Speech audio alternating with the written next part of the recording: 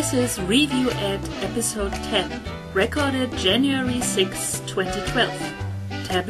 Tablets everywhere.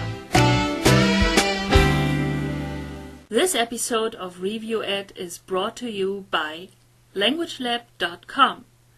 We all know the best way to learn a language is to be in a place where everyone speaks it. LanguageLab.com offers exactly that. Total immersion in English. Learn online in Language Lab's English City, a virtual 3D city full of real English speakers, and discover their specially designed courses for general English, business English, oil and gas, and aviation English. Go to corporate.languagelab.com and follow Language Lab on Twitter @LanguageLab. We thank them for their support of Review Ed. Hi everyone, and welcome to Review Ed episode 10, the first episode of the new year, and with an, not old guest, but the guest we finished off 2011, so welcome back, Christopher Dawson. Glad to be here. Contributing editor at ZDNet, and of course always Vice President of Business Development over at WizIQ.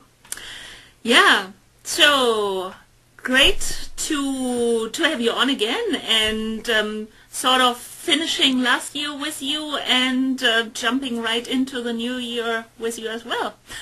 Absolutely, yeah. It seems fitting, and I think it's looking at we're on what's on tap for today. Looks like a continuation and an extension of some of the themes we talked about last year. Yeah, maybe we can go deeper into, we have a story about a new LMS, and we talked quite a bit about Moodle and some of the smaller startup versions last week, and of course quite a few stories about tablets, the Apple announcement at the end of January, and then how Khan Academy grows. So should be exciting, an exciting episode. So let's jump into Coursekit. They of course announced their funding just about a week ago, pretty substantial, $5 million, and sort of what Coursekit adds to the LMS market, maybe their new twist being the social LMS. Right. Obviously attractive to students, I think, being on various social networks, Facebook, using Twitter, of course, and then I got a pretty nuanced feedback from the educator side, however, saying, so we cannot be sure that they will be around next year, which I think with $5 million is somewhat secured. But you don't know if they will still be the LMS solution they started with. So in that respect, it's justified to say we don't know, compared with the more established players like Moodle and Blackboard, if they still will be like as what they have now started. And then also, so what happens to the data, and so can we basically trust them enough to commit ourselves, the school, the students, ourselves, to basically making the switch, and even though we might like them, but is it the right offer for us?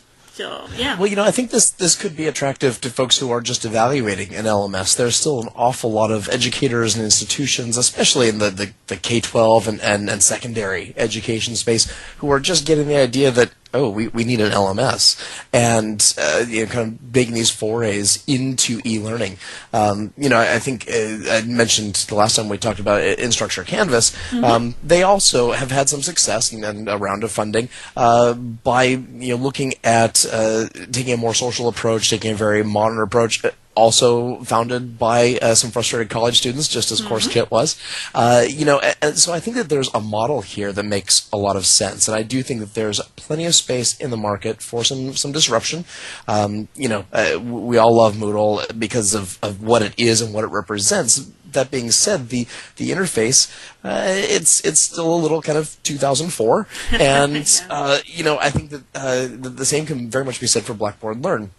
It's big, it's robust. There will be Blackboard Learn next year, but in terms of what students are expecting, it's definitely not in line with that. So I think that there's a lot of potential here. I do completely agree, and if I were an IT administrator still, as I have been in former lives, if I was committing to a platform for the long haul, Coursekit would be a tough sell. If I'm exploring and want to try this out, open this up to some teachers or some professors, say, hey, we're exploring this, work with your students, evaluate this for 6 months, the second semester of this academic year. Let us know what you think. This is the perfect time, actually, to start putting it through its paces. And as you said, $5 million is a lot of money for a little startup, and can certainly go a long ways towards bringing it to the fore. One of your New Year's resolutions is to write more, and I totally agree with it. Want to start regularly writing maybe one article on KirstenWinkler.com again. EDUKWEST and Kirsten Winkler both run on WordPress. You, however, want to explore Moodle in deeper ways, we could say, and also see what's in there as a publishing platform. It's true, Moodle now has enormously, or let's say, so many plugins. Sort of for me, so far, WordPress as a blogger has been the solution, not the perfect one, but sort of the prettier one, with relatively not low, but not so many skills about coding and so on. You can make WordPress, when you take a theme and maybe then enhance a little bit and make it prettier, so you can build a pretty modern looking blog relatively easily. Whereas, as you said, Moodle sort of has this educational look, a little bit, behind the newest design trends. I think it's rock solid. It offers a lot of options. Sometimes I feel that some people, individual educators or groups, use it as basically their place where they know that all their stuff is. So it's like in your drawer, and it's there and you know it, but you don't really use it, and you don't really explore what it offers, and basically use that as their as an extension of their repository. Their repository online. Yeah, and that's kind of one of my goals with trying to use Moodle more for more things than just teaching, is to see where it really stands as not just a repository but an interactive repository. And I mean, ZDNet uses WordPress, WizIQ uses WordPress for its blogs. I use WordPress for some of my own stuff as well, because it is easy. You install it, it runs, and you can stick it anywhere, and the number of themes and plugins actually available are, they're considerable, and they work quite well. That being said, to be able to just fire up a wiki or fire up multiple blogs for multiple contributors, have a discussion forum ready to go, take advantage of some of the other plugins that are available. It's almost more of a thought experiment at this point. We'll see if I end up running back streaming to WordPress or Joomla or whatever else might be out there. But at the moment, I'm curious to see how a community can be built around Moodle and how it can be used. Obviously, it's designed to create a community, but how can we make that interactive? And what are some things that maybe we can do to spiff up the interface a little bit if we have time to really dig in? I've seen some pretty cool sites built around Moodle. Will be interesting to see. And areas you want to write about, or besides exploring Moodle, what do you want to explore, and maybe what is the most interesting for you as a education technology writer than this year? So I think I actually have we have this debate series on ZDNet, and the first of the year is happening on Monday, and we're talking about the relevance of hardware. And I'm a hardware junkie. I love this stuff. I'm surrounded by computers and monitors and tablets and phones, whatever else. I love this stuff. But the debate is about whether or not hardware matters anymore. And my take is really that hardware is a religious issue at this point. If you're a Mac person, you're a Mac person because you like the Mac. If you are a dyed-in-the-wool Linux guy or girl, well, probably it's because you like some of the features that are on there, or you're just a big rebel and can't brand yourself a Redmond person or whatever. And I that to me is I think where the real interest lies for educational technology as well. If we're looking at bring your own device, or we're looking at students being able to access learning resources anytime, anywhere on whatever device, then all of a sudden the hardware does have to become less relevant, and it's all about these platforms, whether that platform is Coursekit or Moodle or a student information system or a set of wikis or whatever you're using. I think getting educators in an organization behind a platform and embracing that platform and being able to use it to its fullest extent, that's where I see this heading, and that whatever platform that is, it's got to be robust and attractive and efficient and easy. It doesn't necessarily need to be easy for students. They don't care so much. They'll poke around with whatever. And if you look at Facebook, actually, there's a lot of things on Facebook that really are not as easy. Yeah. No, they really aren't. And yet our students navigate that quite adeptly. But if you're trying to increase adoption, and maybe that's going to be my theme for this year, is increasing adoption of these platforms, it has to be just dead simple. And not that teachers are stupid, but teachers are busy teaching.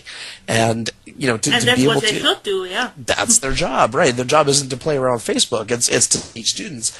If the platform for teaching, though, is evolving, and the way that we teach has to evolve to include these resources, then we need to make these resources available and easy and straightforward and non-threatening. So increasing adoption, that's my key interest for this year. Talking about hardware or not, Apple rumor mill that the next announcement at the end of January in New York, so not in California, will therefore also not be about a new phone or a new tablet, but either about publishing in general, or maybe more specifically about textbooks, and therefore the big question, so will Apple be able to disrupt the textbook market by bringing the publishers on board and offering them the same what they essentially offered the music industry with iTunes? And do you think, as there are those couple of indicators, I mean, few blogs wrote about it, and I think the most so Clayton Morris from Grizzly Productions said he knows that it will be about education. I don't know, but he seems to have his sources, so he seems to be at least the most certain one. I can only say, yeah, it looks so. I mean, in New York, the publishers are traditionally there, so there are a few indicators. But do you think this is something very possible, or will Apple surprise us as you essentially never know what they are going to do? Well, Steve Jobs was the master of "and one more thing," right? So it'll be interesting to see how this actually evolves under new leadership. I have to say that it's about time. I hope this is what it is. I'm an Apple guy. I love my Macs, but I love them because they're easy and because they just let me do my job. And geek or not, mostly what we need to do is do our jobs. And it's pretty rare that Apple comes out with something that isn't just really workable. And if we see, if there's any adoption of any tablet, and tablet numbers, as we've seen, Google's released their own sort of Android tablet numbers pretty recently. They're kind of sad. They're not what we're expecting. And I don't think price points are quite right. But if we look where there already is adoption and traction, obviously, iPad is it's the de facto standard. And if we look at what schools are doing, most of them, if they're adopting tablets, are adopting iPads.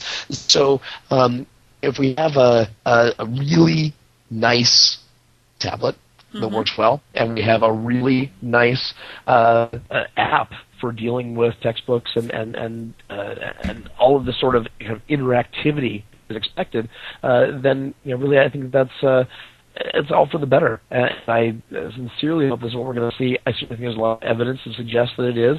And if anyone can take this and kind of turn it up on its ear, just as Apple did with computing, many, many years ago for education, I think Apple's the one that can do it. I am curious. Let me maybe just call you back. I think we have a little bit with your video at the moment, and then just take your thought from there, and let's see if it gets better. Let's just continue the thought then. So as you said, usually Apple come out with something really thought through, usable, of course, if not great. Under this new lead, it will also be easy or interesting to see if they can keep this up. So I'm asking myself, are they still that much ahead that they can take their time, and when they come out with new hardware, really come with the perfect solution? Whereas I think Amazon with the Kindle, we are going to talk in just a little moment, but I think they wanted to make a point coming out with the Kindle Fires now, and although it's of course not perfect and needs to be adjusted, what I am sure they will do, but people still bought it, and it shows, I think it's a general thought in what direction they want to go in the next over the next years. So it will be interesting to see if Apple can keep their sort of, we bring an ecosystem. And we bring out the new iPhone, I don't know, at 18 months later than iPhone 4S or something like this. So as you said, their advantage has always been the connection between hardware and software, and because they keep such tight control over that, which doesn't happen, in sort of PC land and certainly in Android land, they've been able to generally give a product that works out of the box, works very well, and has a great user interface and an experience that's really positive for users. Whereas it is more fragmented and I think it's difficult for, certainly in the world of Android, to deliver that sort of a unified experience. If they can bring that to textbooks and do what they've done with the music publishers and now with video publishers, do that with textbook publishers, I think we'll have a hit on our hands. I think, of course, great for the textbook industry, also for authors in general, although I don't want to say that Apple really encourage individual musicians or then probably authors in the future to become independent publishers and publish their stuff in the iBook store. But I mean, you have the option, so it may also be interesting on a broader level. And well, why and not if you look what Inkling, teachers there publishing their stuff? If you look what Inkling is doing, I mean, that ability to remix and self-publish is actually pretty powerful, and it is very much directed right at the iPad. So it'd be a question of how does that respond, and how does that model then translate into something really done at scale, which I think we would expect to see here. Yeah. So we will see. I think in the Isaacson book there are some hints as well. Obviously, Jobs was at least interested, maybe even passionate about disrupting the industry or textbooks in general. And well, we will all know more by the end of January, very shortly. That's right. All right. Then let's hit our big topic for today, tablets. I think you predicted just last week 2012 the year of the tablet, and I think there's a lot going on in that space. And so let's start with two Indian projects, solutions. One is called Classpad, an Indian tablet, and sort of with a new take, new twist for learning. Basically, the integrated AI sort of helps the student learn at their pace, so adaptive learning elements here. And I think, well, from the technology, the specs are not too bad, but it runs on Android. I checked that, a pretty old version, 2.0 something, so I think it's Froyo. I think this integrated AI is pretty interesting, and maybe we could even, as the Aakash, I am not sure if it runs on the same version like the Classpad, but if we may see this whole subculture maybe of developers developing for older versions, so open source versions of Android, and as we also previously discussed, making the most out of a version, whereas I mean, Android itself started now with Ice Cream Sandwich, having this on the first phones, and then, well, the next one will probably then be Jelly Bean or something similar. So moving at a very fast pace into the other direction of coming fast and regularly out with new versions.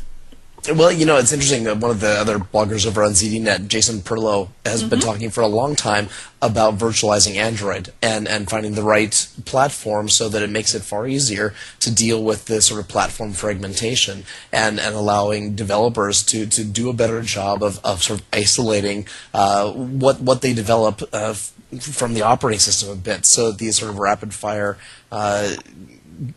updates and upgrades don't have as big an impact on the developer community. Certainly looking at Ice Cream Sandwich, it requires some pretty significant specs to run well. And although it introduces a lot of efficiencies, the graphical pieces of it are not going to be supported well by, was a 366 megahertz chip in the Aakash. So although Android offers this promise, and has always offered a promise of openness and the ability to develop and do great things with it, and take it forward and run with it, perhaps we'll see some forks, perhaps we'll see something happen with these open source versions that really can optimize them for this sort of hardware.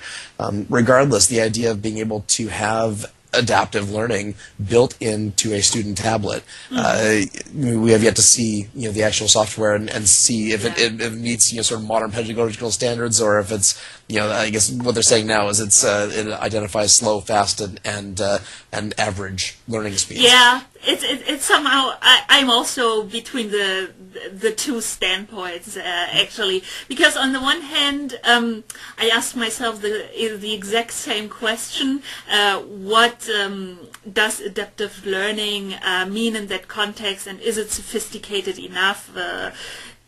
On the other hand, the Indians are pretty good with this sort of technology and technology in general, so why not? I mean, maybe they are really onto something.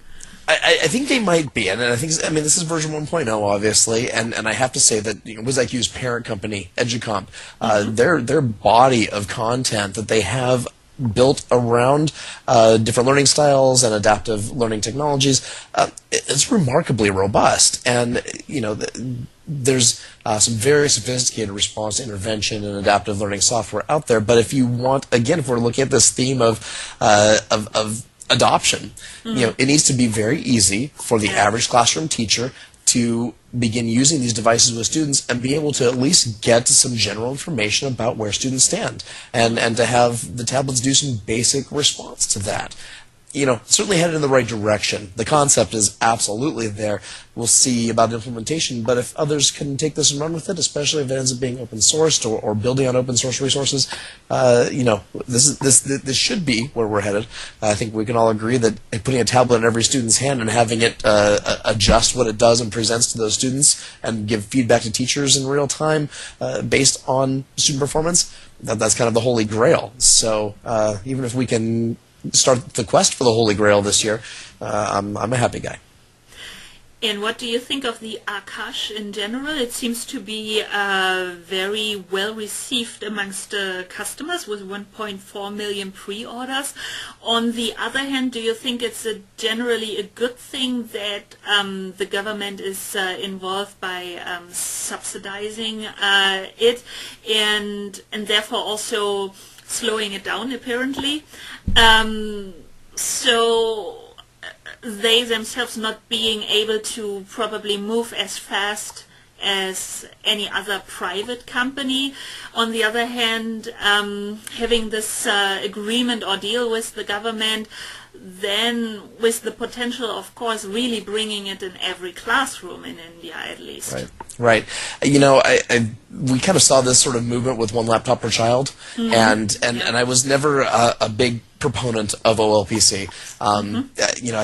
I thought there were some kind of fundamental flaws. The concept and the well-meaning behind it were outstanding. So the technology and the software development, the sugar interface and all that, really amazing, and is continuing to be taken forward.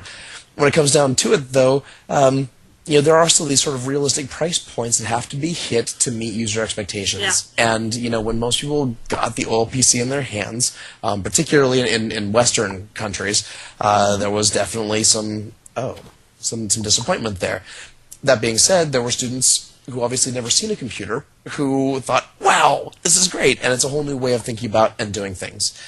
I think one bit of value this can have, regardless of whether the government is subsidizing it or not, is to sort of drive forward this common denominator, baseline bit of technology that can get in everybody's hands. And where you go with that or where you go beyond that is up to private companies to find ways to monetize and do well with. I'm enough of a libertarian that I'd rather see this sort of follow along a free market, kind of shake out in a free market setting, so that the best products can be out there and the development can happen at the right pace. But when it comes down to it, to be able to do this at scale and leverage economies of scale, bring prices down, and look broadly at the implications this can have educationally, get it in a lot of students' hands, collect a lot of data, it's probably going to take a government push to make it happen. So I actually, more than seeing the device itself, can't wait to see the data that come back from this as students start using it, and we learn a lot by a very large deployment in a country, in India, for example, where there are a lot of students who are beginning to have access to some pretty powerful, satellite-based technology resources, in-classroom blended learning, but where there's also a really significant divide, and we see a lot of students who, aren't able to access those things who are in the public schools in India. So I'm very curious to see what happens with this. Skeptical. Carefully skeptical, yeah, but curious. Carefully. We hope for the best, but talking about digital divide, we have this in our countries as well. So probably at an even larger difference than in India. And well, a company not having any problems with scale or pricing, so Google, you put out the question whether a cheap Google tablet and then combined with the option for Google Books could actually be something. And I was asking myself the question, what actually had their first phone, so the Google Nexus or Nexus One, and as an impact on the adoption of Android in the market, which I'm not completely sure of. I think it was well received by the pundits.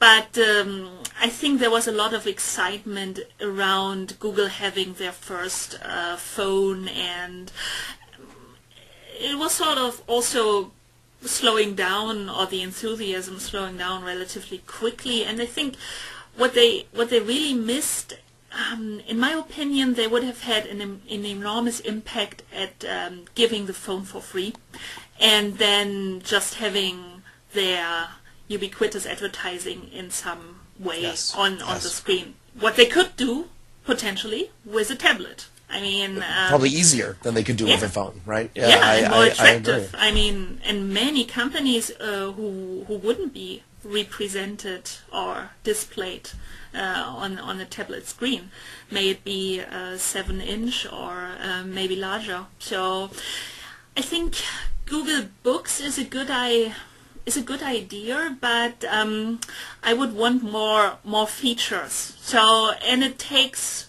for a book to actually being able to research for particular keywords or something.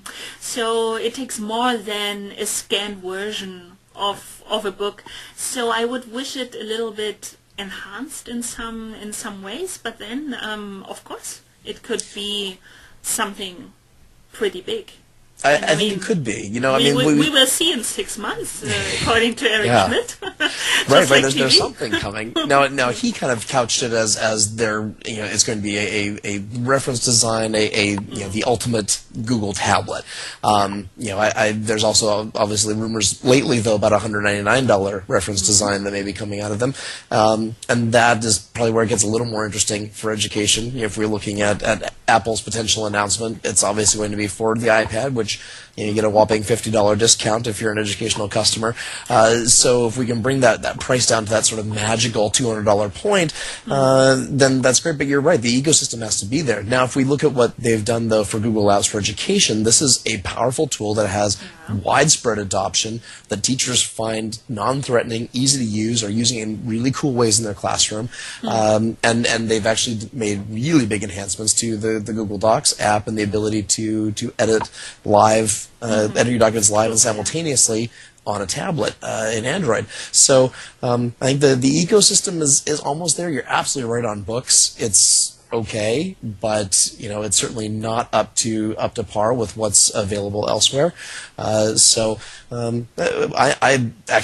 am a lot of curiosity this year. It's only January 6th or 7th. I don't even know what day it is anymore. The year promises a lot, and a lot of exciting things. Then also the rumor, maybe Apple will themselves come out with a 7-inch tablet, or when the iPad 3 will come out, that they considerably or significantly drop the price of the now iPad 2 to $199, which would be pretty big as well. And we sort of have the parallel with the iPhone 4 or before the 3GS, which dropped in price like this as well. I think the 3GS now you get it for free, and the iPhone 4 for $99. So why not having the iPad 2 for, well, it would be great for $149, but probably $199. 200 is pretty good, I think.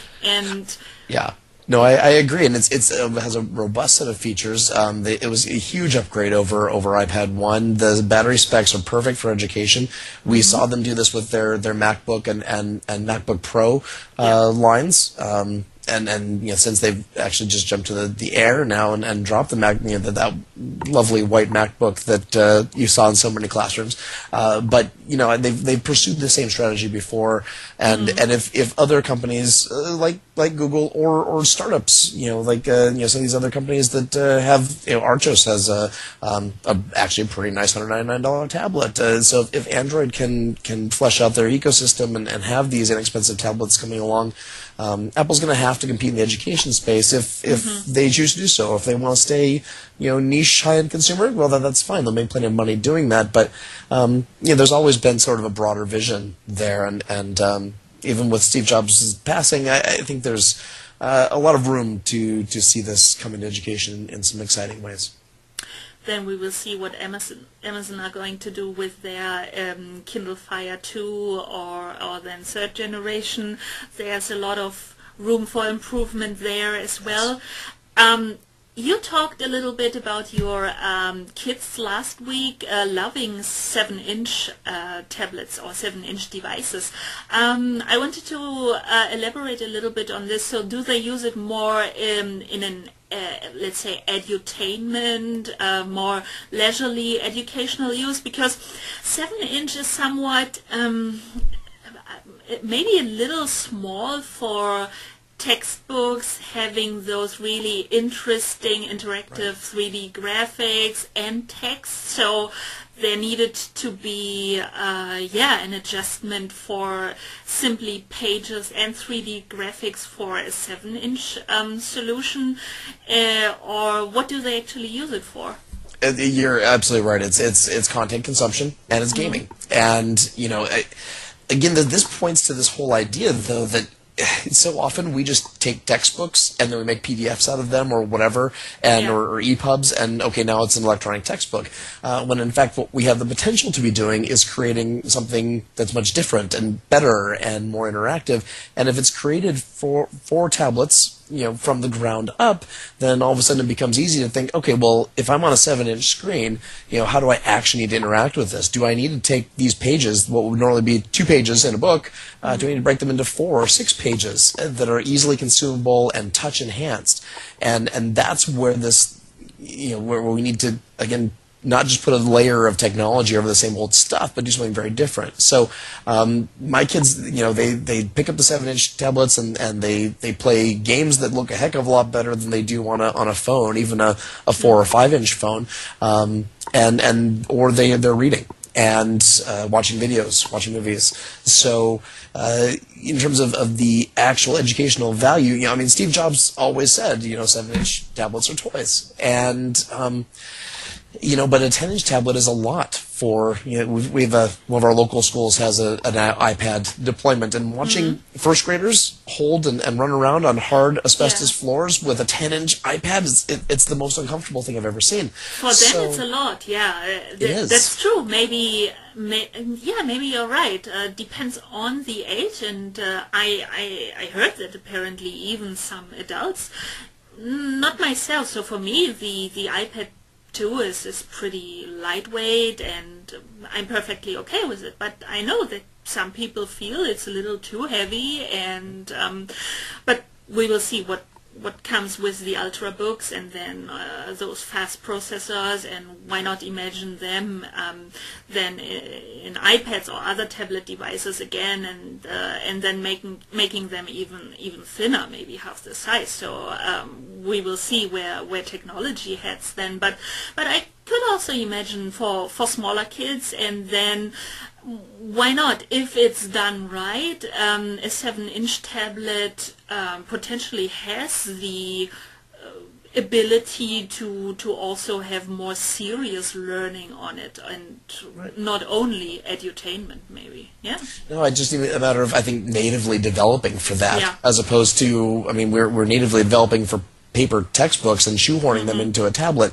That's going to work very poorly on 7 inches. But natively developing for 7 and 10-inch tablet applications, now we're going to start looking at things differently. And I think this is where No was headed before they sort of set their hardware business aside and started developing. But again, they're also developing in this area of let's natively develop for tablet devices. So the movement is there, the technology is there. If you look at Dell's 7-inch Streak, it's dual-core processor, amazing screen. It's a really nice piece of hardware, and yet it's a whole heck of a lot easier for a 6th grader to toss in a backpack and not worry about so much. It's also pretty easy. I find myself taking my fireplaces that I don't take my Kindle, because I can put it in cargo pants and run with it, and it's $199, so I don't really care, as opposed to something that's much bigger and it's going to take up that whole bag that I have with me. So there's a place for this, but this is still a relatively new market, and this whole consumerization of educational resources or business resources, it's going to take a while for that to play out and have us really understand what the market needs to look like. on a side note, the No with the 2 screens was never really convincing to me. It was just too clunky, and the explanation of having basically the same as a textbook with the 2 screens was not very convincing to me. And also the price point, I think they were envisioning something like around $1,000 was simply too much. So, but yeah, I mean, they stopped that, and I can sort of acknowledge, or I think it's important that somebody just tried, and I mean, with all their funding, maybe it also had its impact and influence on the tablet space in general. Yes. So, but from a business standpoint now, I think they are way better off focusing on the digital textbooks. And Very much so. Yeah. Yeah, so basically Barnes & Noble puts their publishing arm up on sale, and on the other hand they want to split off the lucrative Nook business. And so the Nook, some numbers here, has sales of 327 million, which is an increase of 43%, and an increase of devices, they say, of up 70%, so which went up by 70%. Sounds great. I also heard the first voices saying, oh, well, you know, now I actually like my Nook better, which indicates, A, people have several tablet devices, at least they had at one point, and they seem to have the feeling, probably rightfully so, that different devices each do one thing best or better than another device. So there's room for several players in the market, which is exciting. You know, it's funny, this Christmas I bought my oldest son a Nook, and an actual regular old Nook, not a Nook tablet, but just the plain old e-reader. And we'd kind of talked about, you know, what he might want, and, you know, he just wanted to read. And I had for a long time been saying, you know, these dedicated e-readers don't make a lot of sense. He said, well, I have a nice Mac. Why would I want to have a tablet in addition?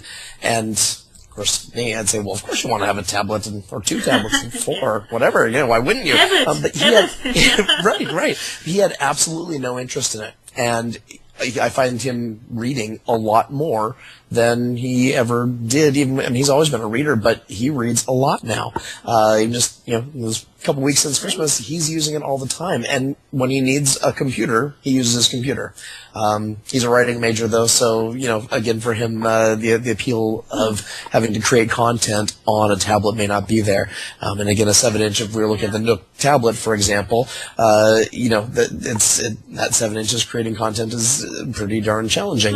He has an iPhone, too, so, you know, he uses that for the quick views of the internet or whatever, but for him, he wanted a dedicated reading device. And, you know, I meet more and more people who are kind of happy to set aside these converged devices that are pinging you with every last little update and every bit of information, and they just sit and read. You can't really blame them.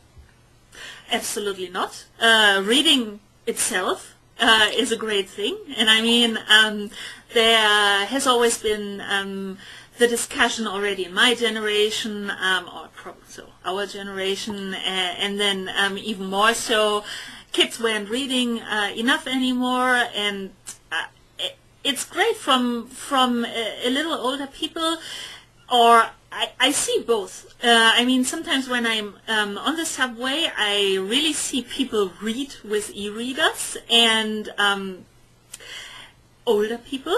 So that is great, but on the other hand, I also had a big group of people saying, well, I cannot really imagine using an e-reader. But we are in this interesting transition period, I think, when people, as soon as something is there, they say, and yeah, I mean, for $200, you probably say, yeah, that's right.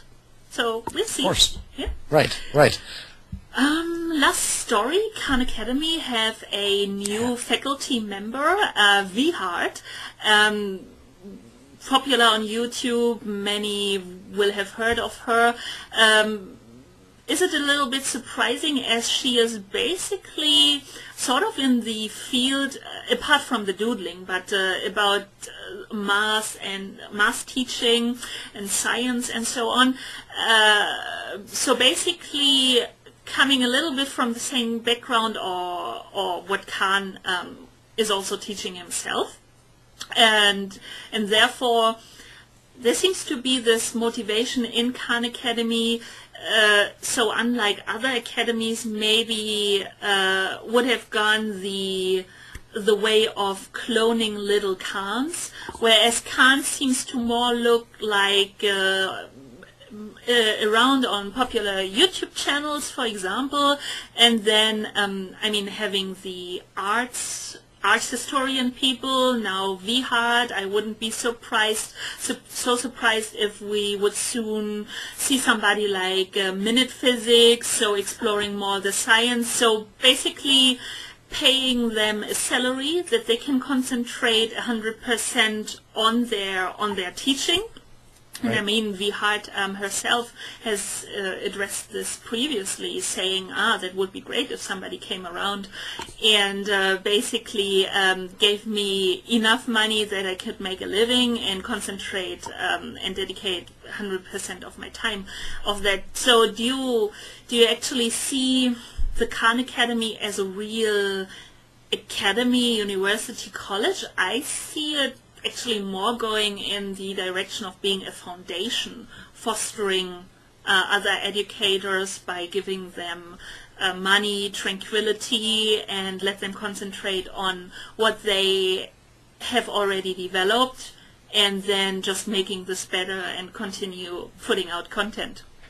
Right. I was thrilled to hear that they tapped her to be the next faculty member, and honestly, the Khan was really founded, at least in its infancy, to make math more accessible and to teach in ways that students don't usually see, and to make it just easy to digest. So by bringing in other learning and teaching styles that are complementary but different, you're getting at those students who even watch the Khan videos and say, I'm still not getting it. Okay, so now let's bring the arts into this, and let's bring something that's kind of fun to this. I think that honestly, if Khan can be a place where people can ultimately go to understand STEM better in all its sort of various forms and applications, particularly for students who aren't necessarily focused on math or science or the hard sciences for their long term, but need to have an understanding.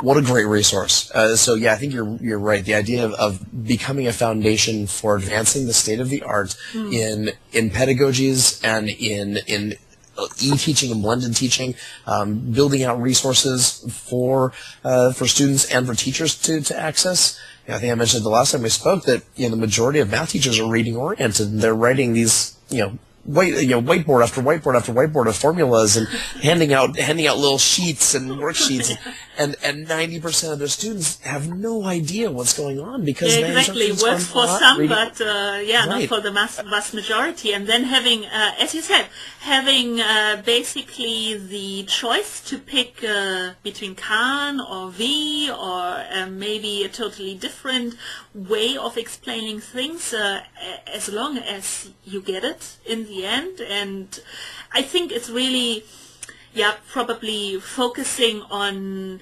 making the students understand the concepts behind. So may it be STEM or arts or literature, anything. Right. Yeah, this is one of those places where as these tablets that have some AI embedded in them, where they could really start doing some very cool things, so that students are able, they start actually sensing students' learning styles, or provide an assessment at various levels, so that they know this student is going to respond best to this set of videos. So when they have a flipped classroom activity and 30 kids go home at night to go do something, well, 10 of those kids are going to have something pop up on their screens that point them to these sets of videos. 12 of them are going to get these sets, and the others are going to get the stuff from the instructor who recorded a lecture the night before, because they identify best with that. I mean, that sort of individualized learning that can happen, it takes different people with different learning and teaching styles and different understandings to make this happen. And it's brilliant. Well, Christopher, I could go on for the next hour, and it's tremendous pleasure talking with you, and yeah, we could definitely make this a regular thing if you had asked me, but I don't know what you think about it, but well, of course. Well then, let's start thinking about it. Maybe also have a third guest then, something of you being my co-host, and we both go on the third person and try to get their take on things. Definitely. Definitely. So, any closing statement, any article you would like to point our viewers to, what you have recently written, or what's important to you? Yeah, I think actually well, you mentioned my New Year's resolutions, and I've got some more things that are hopefully going to go up in the next couple of days. But one of my New Year's resolutions was to program more, and something that I've been curious about is what is really the role of teaching programming to students? Where do they need to see it, and where do they just need to understand algorithmic thought? There are obviously students who need a programmatic background, but every student, I think, could really benefit from an understanding of logic, which actually comes quite handily from teaching programming. So where do these two things meet? Where does that future English major need to know about programming, and how do you get them into that idea? One of my kids just discovered Scratch, and is going nuts with it. But he's absolutely this most random, off the wall thinker, and yet he's starting to understand object-oriented and algorithmic programming. So just check out my New Year's resolutions on education.zdnet.com and give me some feedback on what you think about sort of the state-of-the-art in programming for mainstream students. You should definitely do that. So thanks again for this wonderful hour of talking, and yeah, let's just think about making this a regular show. I would love to. I'd be glad. It'd be my pleasure. I'll talk to you soon. Talk to you soon. Thank you. Bye. Bye.